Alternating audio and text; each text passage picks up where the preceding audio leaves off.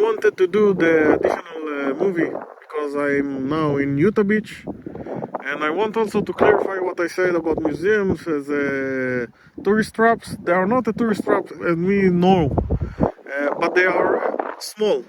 Practically, they have one thing, that a theme or one big aircraft, and few more other machine guns that you can see outside as well, and few uniforms and stuff like that. I prefer personally to have big museums with all the information, with all the things in one place that it's entertain me a few hours than to go to a museum for roughly half hour and that's all.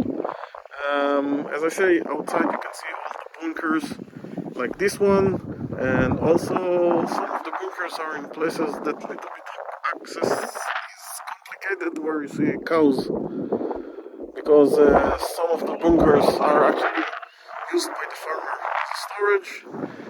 Camping sites, there are some places open for campers. They're free, not camping site, but just to park for a night or two, and not to put out the stuff out. There are some camping sites, normal camping sites all across season.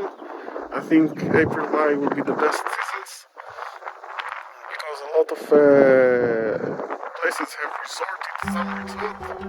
Seaside, there will be a lot of people.